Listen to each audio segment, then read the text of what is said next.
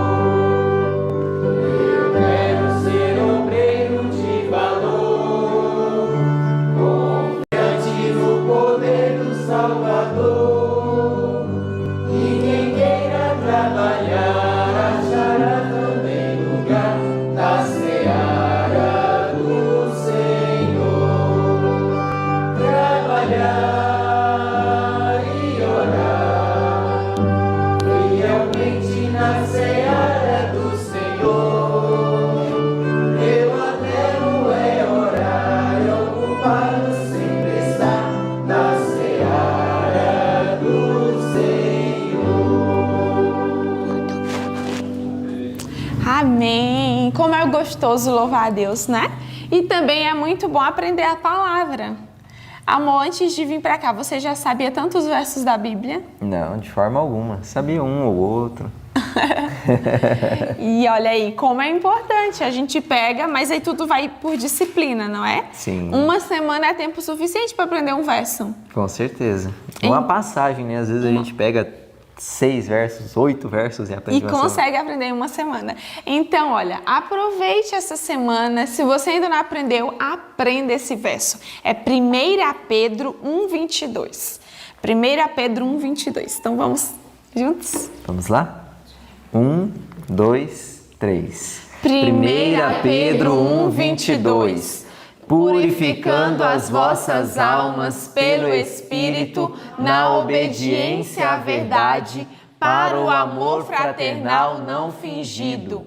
Amai-vos ardentemente uns aos outros com um coração puro. 1 Pedro 1:22. 1 Pedro 1:22.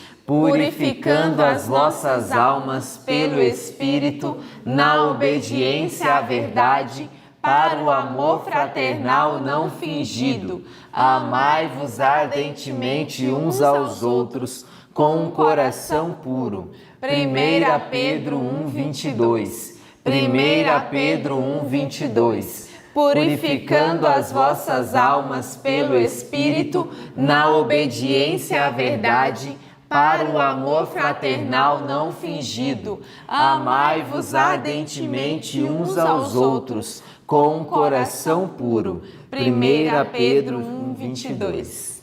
Amém. Que as nossas almas sejam purificadas através da obediência à palavra de Deus. Amém. Nesse momento, teremos a palavra do Senhor. Que a igreja seja abençoada, que a sua casa seja abençoada. Deus te abençoe. Bom estudo. Olá, bom dia para você. Bom dia, pessoal de casa. Louvado seja o nome do Senhor, porque nos acordou mais uma manhã. Porque temos o privilégio de poder abrir a Bíblia, estudar as mensagens de advertência, de vida, de solução que Deus tem nos dado. De solução. Quantas vezes o povo de Israel deve ter ouvido as mesmas advertências que estamos ouvindo agora? Quantos acontecimentos o Senhor Deus, na sua misericórdia, deve ter permitido para relembrá-los que o fim estava próximo, que sua situação estava chegando ao final, ao último momento da história daquele povo. Mas quantas vezes o povo não deve ter ouvido? Deixava passar, um detalhe após outro, como se, isso sempre aconteceu. Aí chega a hora que acontece o que nós vimos hoje. Pegue o seu livrinho. Eu espero que você esteja estudando em nome do Senhor. Eu espero que você esteja dando valor a estes momentos que o Senhor Deus tem nos dado. Veja, 24 horas, todos os dias.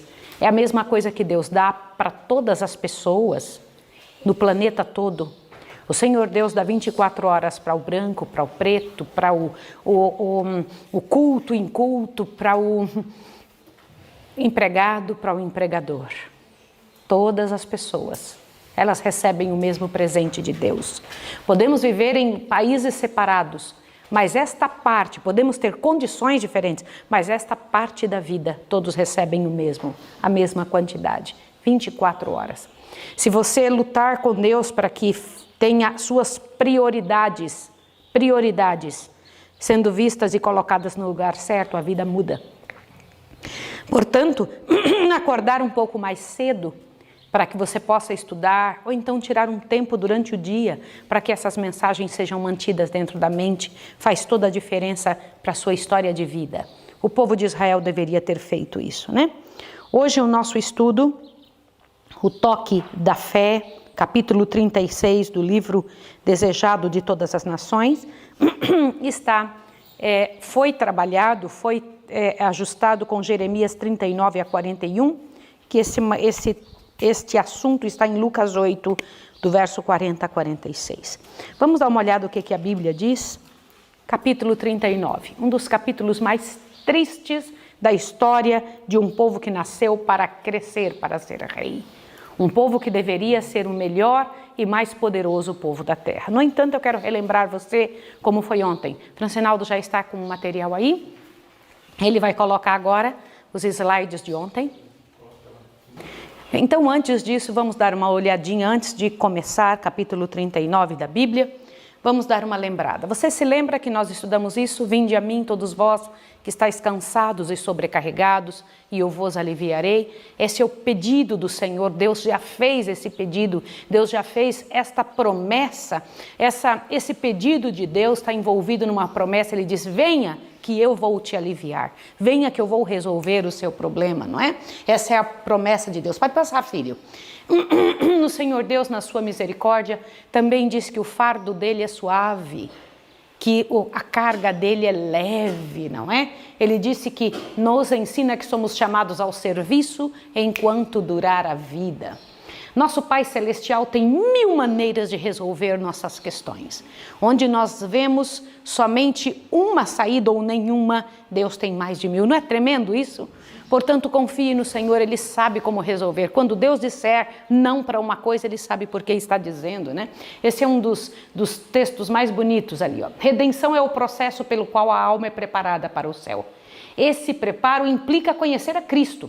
Significa emancipação de ideias, hábitos e práticas adquiridas na escola do príncipe das trevas. Não existe como luz e trevas viverem juntas. O Senhor Deus disse, é preciso uma ir embora para que a outra aconteça. É assim na vida, né? Aí o Senhor Deus diz que Ele dá a paz perfeita, não como o mundo a dá, a dele, a paz verdadeira, né? Ontem nós estudamos um pouco sobre os recabitas, lembram dessa situação? Que povo interessante, né? Eles eram fiéis aos princípios. É esse o meu maior desejo, que o Senhor Deus trabalhe assim no meu coração, que os alunos da escola de profetas, que você que representa a igreja de Deus na terra, você que está nos ouvindo, tenha esse princípio de dizer, ainda que a terra, que caiam os montes, ainda que a terra se transtorne nos meios dos mares, eu não vacilarei diante do que eu propus com o Senhor. Manter a palavra é uma coisa muito séria. Nós não somos movidos por circunstâncias. Se a circunstância é assim, eu faço assim. Não, nós somos movidos por princípios. Lá estavam os recabitas vivendo dentro do princípio, não da circunstância, não é? O valor da temperança, grande valor da temperança. O Senhor Deus os usou como exemplo para Israel, né? A maneira como eles viveram era um exemplo. O Senhor Deus também nos falou ontem sobre a semente, sobre o grande semeador semeando a semente na beira do caminho. Semeador é Ele, a semente é a sua palavra, que cai em diferentes solos, que sejamos aquele solo que frutifica 100 por 1, que nem os problemas da terra consigam nos tirar daquele tremendo trabalho que Deus tem feito, grande trabalho de nos mover, de nos trabalhar, que as angústias do mundo, os espinhos, não venham nos sufocar, que os passarinhos não comam a sementinha que cair, que qualquer coisa não venha tirar da nossa mão o que Deus tem dado para ser uma árvore frutífera, grande, de grossos galhos, onde pássaros de altos voos possam se agasalhar bem. O Senhor Deus também nos ensinou sobre as mulheres que o ajudavam. Lembra que até Joana comentou ontem, havia uma chamada Joana, né? Avante, não se esconde a luz, né? Também nós estudamos sobre esse momento. Conseguem imaginar que coisa tremenda que deve ter sido? Como é que deve ter sido isso?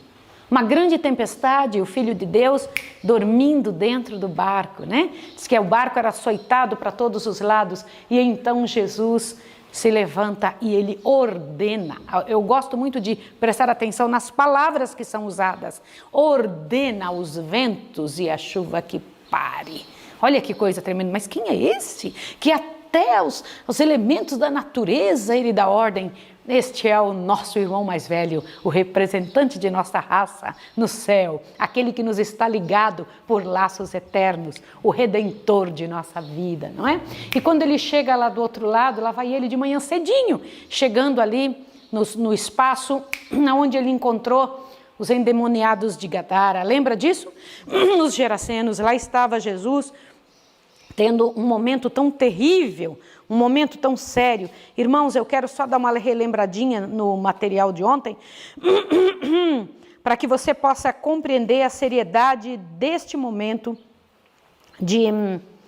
da dor, do sofrimento de ser morada de demônios, né? Ser espaço onde Satanás e seus anjos habitam. Que triste, que coisa mais miserável, né? Não era para ser assim. Agora, estas pessoas que estavam criando porcos, poderiam criar porcos? Poderiam? Por que é, Jerusalém, que você ouve e não muda? Por que você sabe o que é errado e não tira isso da sua vida, Jerusalém? Por quê? Porque o Senhor Deus tem tantas mensagens, uma após outra, está mais do que provado que o mal não presta. Por que continuar nele? Fala, não, é por causa da natureza miserável que nós temos. Mas a natureza humana, ela pode ser transformada pelo poder do Senhor, se nós nos aproximarmos a Deus. Quanto mais oração, mais poder. Estamos diante de um momento tão sério da história da Terra. Não precisava ter passado por essa situação, essa vergonha, né, de pessoas estarem endemoniadas por ações delas mesmas. Aliás, toda vez que alguém está endemoniado é por causa de alguma ação, esse que ela permitiu que Satanás fizesse, né?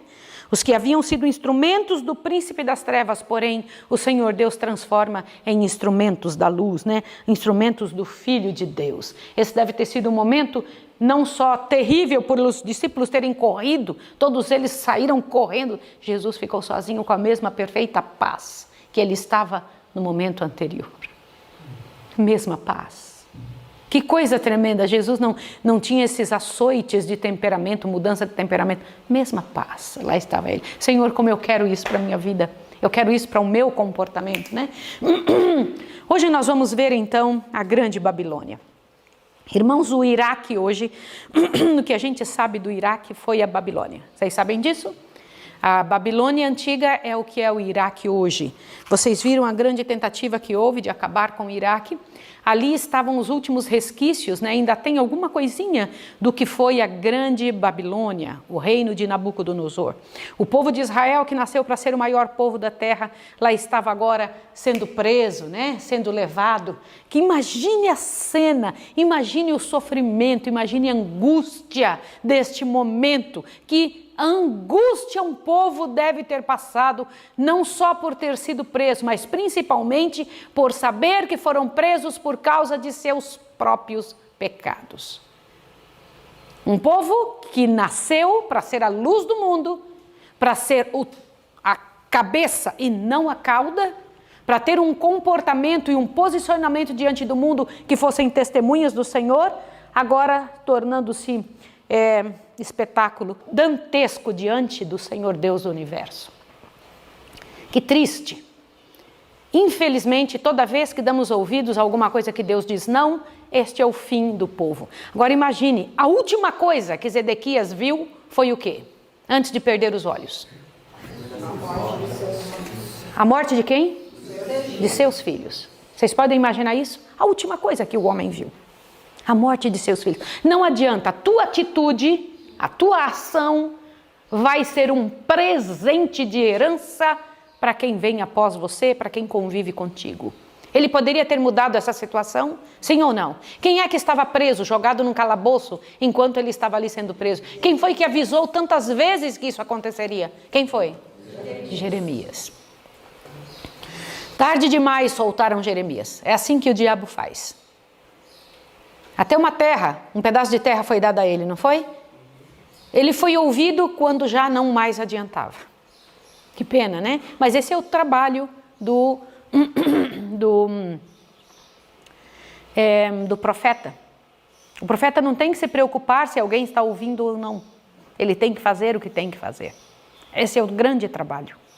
O grande trabalho é este, de fazer o que tem que ser feito, ainda que vá preso, ainda que seja colocado em um espaço terrível. E vocês viram o tipo de situação que nos foi apresentado no capítulo 41? Vocês viram? Eu quero que vocês abram sua Bíblia. Você que está em casa, aproveite a chance de estudar a Bíblia com explicação. Isso é tão importante, tá? No capítulo 40, Jeremias é libertado, posto em liberdade, né? Deram-lhe um sustento para o caminho, um presente, e o deixaram ir. Que coisa, né? O grande presente de Jeremias era outro. Mas no capítulo 41, nós estamos vendo aqui uma saga de tremendo de uma exposição de traidores traindo. Gente sofrendo, levando outros a sofrerem. O fim daqueles que se colocam no caminho de Satanás. De certa forma, isso é endemoniamento também. Sim ou não? Não precisamos ter ali situações que alguém espume e se jogue no chão. Eu estou querendo muito que chegue o capítulo 42, que vai ser... Deixa eu ver se nós vamos estudar isso amanhã. Deixa eu dar uma olhada, sim, amanhã. Para que você possa entender qual é o fim de quem se comporta e quem age de acordo com... Não existe outra saída. De acordo com Satanás, seu final sempre será de tristeza e de miséria. Ao encontrar-se com Jesus, é sempre benefício e tranquilidade. O que é encontro com Jesus? O que é isso? Pare para pensar, o que é um encontro com o Senhor? Jesus está saindo, então, voltando de Gergesá. Não foi isso? Capítulo 36. Vamos entender o que foi que aconteceu. É a costa ocidental. Jesus encontrou, então, uma multidão para o receber e saudaram-no com alegria. Peraí, Jesus vivia sempre rodeado de uma multidão? Sim ou não? Então vamos ver aqui um contraste interessante. Jesus está saindo de Gerges, caminhando, não foi isso? Era ou não era? E a multidão o recebeu com alegria. E Jesus sabia como lidar com muita gente. Essa é uma outra coisa importante para um missionário. O maior missionário que já teve na terra foi Jesus. O pai só tinha um filho e o transformou em um missionário. Não foi isso? Um missionário é a maior profissão da terra. Não existe algo maior do que isso. O próprio Jesus disse que abaixo do trabalho dele, o maior trabalho é de um missionário. Então olha que coisa tremenda. Lá estava ele indo no meio daquela multidão, permaneceu por algum tempo ao redor do lago, e lá estava ele ali curando, dirigindo-se à casa de Levi. Não era isso que ele estava fazendo? Lá estava Jesus indo. E então, o que aconteceu no meio do caminho? Uma coisa interessante. Ali o achou Jairo, príncipe da sinagoga. Não era ninguém pequeno, era alguém grande, né? Esse judeu foi lá ter com Jesus e disse: Senhor, minha filha está moribunda. Rogo-te que venhas e lhe imponhas as mãos para que sare e viva. E então Jesus partiu imediatamente com o príncipe. Olha a cena, imagine as palavras que foram usadas aqui. Jesus vem andando aquela multidão e ele partiu imediatamente com o príncipe, não foi? Olha, imagine a cena, ali está Jeremias foi libertado, agora passa para a próxima cena. O que aconteceu no meio do caminho? Lá está Jesus andando. Quando ele parte imediatamente, ele é detido no meio da multidão. Não é isso mesmo? Aquele povo apertando ele, aquela gente andando. E aí, no meio do caminho, ele ouve alguém dizer assim para Jairo: não importunes mais o mestre. A tua filha faleceu. Que palavra tremenda, né? Só que antes disso, Jairo estava impaciente com Jesus. Estava ou não estava? Eu quero que grave na sua cabeça esta palavra. Jairo estava impaciente. Quando ele viu que Jesus se demorava entre um e outro, conversando no meio daquela multidão, eu estou falando que a minha filha está doente. Eu estou falando que a coisa é difícil. Por que ele anda andando mole desse jeito? Diz que ele se impacientou. Quero dizer uma coisa para vocês, que às vezes as pessoas não compreendem a liderança. Quem que estava na liderança? Quem estava, irmãos? Jairo pensava que era ele. Quando nós estamos com um problema, a gente acha que a gente é que está na liderança, que tem que ser feito do jeito que nós entendemos que é assim a saída. E não era desta forma. Não era não. O Espírito de Deus estava dizendo para Jesus o quanto ele devia estar andando. Olha a cena. Jesus está vindo, caminhando, um e outro aqui aparecendo, uma e outra pessoa para ele curar, e Jairo andando: meu Deus, a minha filha está doente, e o coração de Jairo está impaciente, e alguém chega ali e diz: não incomodes mais. E Jesus fez o quê? Ouviu, e virou para ele e falou assim: gente, estas palavras, exatamente como ele falou quando ele viu, olha, o ansioso pai impacientava-se com a demora. Jesus, porém, compadeceu-se do povo, detinha-se aqui e ali para aliviar algum sofrimento ou confortar um coração turbado. Avante. Quando ainda em caminho, o mensageiro chegou abrindo passagem por entre a multidão, levando a Jairo a notícia do falecimento da menina, dizendo ser inútil incomodar mais o mestre. As palavras foram ouvidas por Jesus, e Jesus vira para ele e disse: não temas, disse ele, crê somente, e sua filha será salva. Gente, que coisa mais linda de se ouvir. Jesus estava numa multidão. Vocês já estiveram numa multidão? Já ou não? Uma multidão tremenda, uma quantidade muito grande de gente. É fácil ouvir uma pessoa sussurrando no ouvido da outra, mas Jesus ouve. Fica tranquilo, Jesus ouve. E ainda virou para Jairo e disse: não temas, crê somente, sua filha será salva. E continua andando. Foi isso ou não foi? Enquanto Jesus está caminhando, lá vai ele, de repente, olha, imaginem o 3D desta cena, tá? Jesus está aqui, aquela multidão, e Jairo falando, vem o servo, mas vem uma mulher também caminhando, que ela não podia estar no meio da multidão. Havia uma mulher que era considerada imunda por 12 anos. Ela não podia chegar perto de pessoas e nem ninguém abraçá-la. Podem imaginar esta cena de alguém por 12 anos que não podia ser tocado, que não podia, nem o marido podia tocar, nenhuma pessoa, porque ela tinha um fluxo de sangue. Vocês sabiam que era assim a condição dela? Não sabiam? Era uma doença muito parecida nos resultados com a lepra. Nenhuma pessoa podia chegar, ela era considerada imunda. Ela não podia deitar-se na mesma cama com seu marido, não podia abraçar seus filhos, ela não podia estar junto com família, mas ela fez algo que poderia ser passível de tomar pedrada. O que ela fez? Ela pensou assim: ai, eu preciso ir até ele. Eu tenho que ir. Gente, por causa dessas pessoas, eu fico pensando que alegria viver no meio de gente que crê assim, que acredita dessa forma. E ela começou a pegar espaço no meio de gente que ela não podia tocar. Vocês acham que ela tocou em outras pessoas? Sim ou não? E por que nada aconteceu com ela? Pensem, queridos. E ela foi ali, ó. Por que não aconteceu a cura com ela? Ela tocou num monte de gente, filha.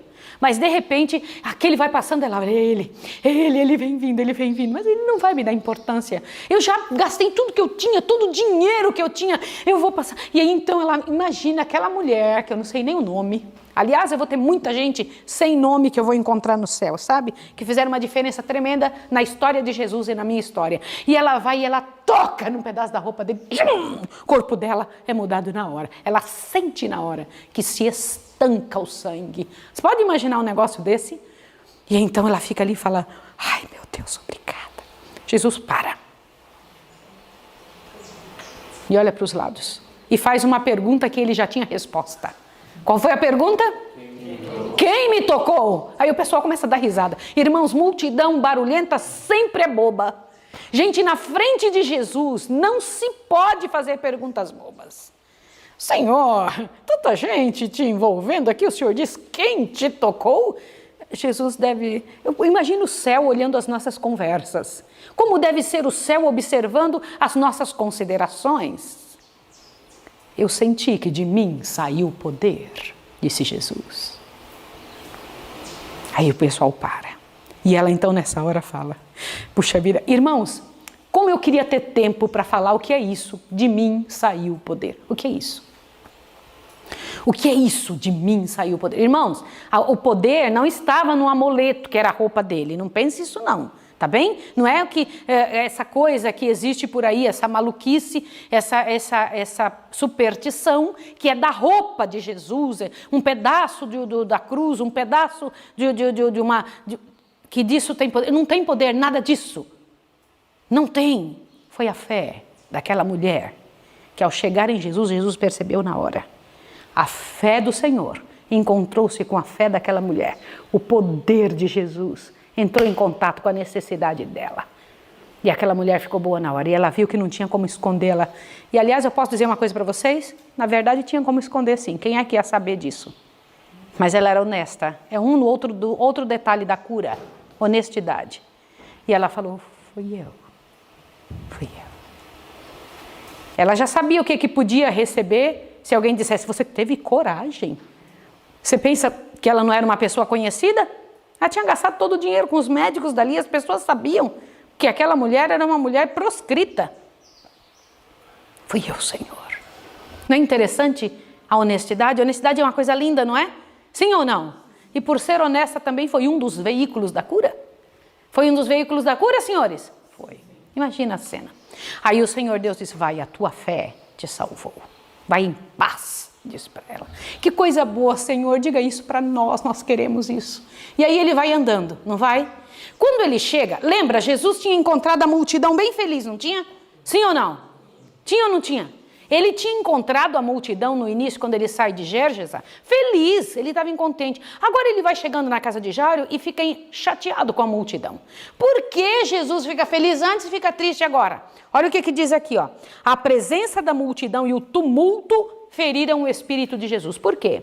Por causa da atitude deste povo. A nossa atitude determina como é que aquilo chega ali. Por que a multidão estava com um problema? O pessoal ao redor ali, vocês sabem que naquela época havia um grupo chamado as carpideiras. Quantos de vocês já ouviram falar disso? Carpideiras eram mulheres contratadas e pagas para chorar. Que coisa terrível, não é? Quando alguém morria, elas iam até lá e ficavam chorando, chorando. Aliás, eu ainda conheci um grupo assim, de carpideiras. Na Bahia, na cidadezinha bem pequenininha onde eu nasci. Eu nasci numa cidade chamada Barra, perto de Bom Jesus da Lapa, lá no fim do planeta. Foi essa cidadezinha onde eu nasci. Na verdade, eu nunca vivi lá, mas eu nasci ali. Então, quando uma pessoa morria, mulheres vinham muito de longe para chorar com a família. Elas passavam a noite toda chorando. Tinha gente que esperava só alguém morrer para exercer o seu trabalho. Elas gostavam disso. E lá estava aquela multidão ali. E aí Jesus faz o quê? Ele diz assim, a menina não está morta. Ele diz o quê? Dorme. Mas eu vou acordá-la. Agora te assuste. O pessoal riu dele. Aí Jesus os dispensou. Aliás, Jesus dispensa quem não crê nele. Só quem pôde entrar? Quem pôde entrar, irmãos? Que beleza, só quem crê, né? Fica aqui junto comigo, vocês vão presenciar um milagre. E então Jesus vai e fala para a menina, né? Uma coisa bem bonita. Jesus vai ali, menina, a ti te digo, levanta-te. E um poder entrou no coração da menina, no corpo dela. E ela se levantou, imagina a família abraçando. Só que Jesus fez um outro detalhe interessante, que ele sempre faz. Tudo de Jesus termina em? Comida. Dê comidinha, menina. Dê comida a ela. E aí mandou que ela comesse, né? Irmãos, que coisa interessante. Eu quando penso nas coisas do Senhor, eu fico pensando, meu Deus, quanto tempo, quantos detalhes, quanto cuidado o Senhor Deus teve para deixar estas mensagens escritas para nós, descritas para nós. A mesma virtude que entrou no corpo da mulher com fluxo de sangue, havia entrado no corpo daquela menina morta. Morta para essa vida. Mas Jesus só a despertou porque ela era uma menina salva. É isso mesmo que você está ouvindo. Quando aquela menina recebeu de Deus virtude para levantar-se daquele leito de morte, ela estava recebendo antecipadamente o que vamos receber os que morreram em Cristo quando Jesus voltar. Por isso que Jesus disse, os que dormem em Jesus, não é isso que ele fala? Os que dormem em Jesus ouvirão a sua voz igual a menina ouviu e despertarão. Não é isso? O que aconteceu com essa menina foi isto, ela já era de Cristo. Entende o que eu estou lhe dizendo? Se ela não fosse de Cristo, não teria ressuscitado. Vocês conseguem entender esse tipo de coisa? Quais que foram ressuscitados no tempo de Jesus? Vamos lá. Lázaro. Já era de Cristo ou não? Sim, ele era de Cristo. Por isso que Jesus o ressuscitou. Filho da viúva de Naim. Quem mais? Essa menininha. Olha quantos detalhes interessantes. Pessoas que estavam na época de Jesus prontas para a redenção. Não é interessante? Por isso que quando Jesus foi até elas, conseguiu fazer por elas o que fará na sua volta com aqueles que morreram em Jesus. Olha como é interessante, como é importante estar com Jesus, permanecer com Ele. E foi isso, meus irmãos, que infelizmente o povo de Israel não levou em conta. Meu povo, nosso povo, não fez como deveria fazer. Nosso povo não tomou na mão o trabalho que deveria tomar, né? Não fez o que deveria fazer, não se posicionou como deveria. E eu queria fazer um apelo para você agora. Que em nome de Jesus fosse nosso tempo de luta, de pedir, Senhor, faça em mim, faça o teu trabalho em mim, Senhor. Realiza a tua obra de redenção na minha vida, no meu coração. Me ajude, Senhor, com as misérias que eu tenho e que sou, para que eu consiga crescer na tua graça. Hoje não teve hino para iniciar, vai ter hino para finalizar. Eu preciso mostrar algo para vocês agora. Meus irmãos, que triste a situação de Israel. Nunca mais deixaram de ser escravos. A escravatura é uma das tristezas, uma das angústias piores que alguém pode passar. Uma das misérias maiores. Mas a escravatura do pecado é a pior de todas. Porque a escravatura do pecado não só tira a dignidade, como também tira as chances. Como? Tira as chances de vida eterna. Não é? Ali estavam duas pessoas no meio de um povo condenado. A filha de Jairo. Olha que coisa interessante. E aquela mulher com fluxo de sangue. que não eram escravos do pecado, eram servos de Jesus. Esse é o grande pedido. Pode colocar, Francinaldo. Eu queria que agora você pensasse na letra desse hino, que você tivesse a chance de poder cantar esse hino e pensar na beleza deste momento. Lamento de Israel. Lamento. Lamento de Israel. Pode colocar, filho, não tem problema. Pense nisso aqui. Esse é o mar de Tiberíades, tá? Esse coisa no meio vai ficar aí, ó? Não, né? Vai sair. Ah, ok. Olha lá. Presta atenção nisso. Esse é um pedacinho de lá do lugar, tá? Para que você possa observar junto.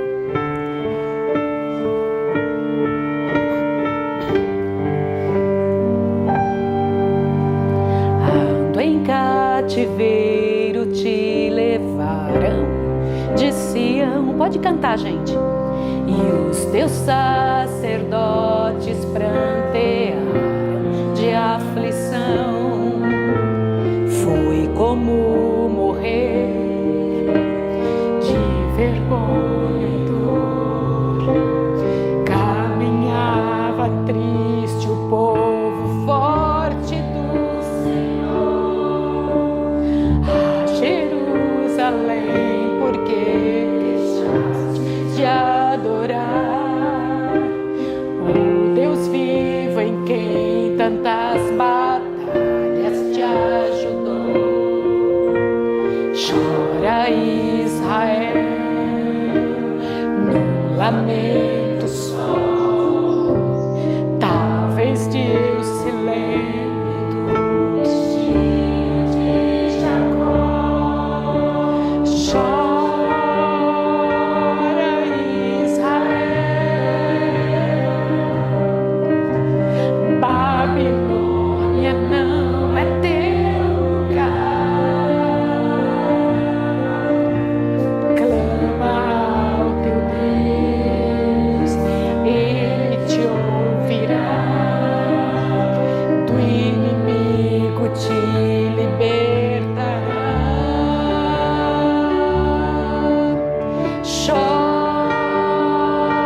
Chora Israel, Babilônia não é teu lugar. Clama ao teu Deus, Ele te ouvirá. Do inimigo te libertará. A Jerusalém, porque deixastes de adorar o Deus vivo em tantas batalhas te ajudou. Chora Israel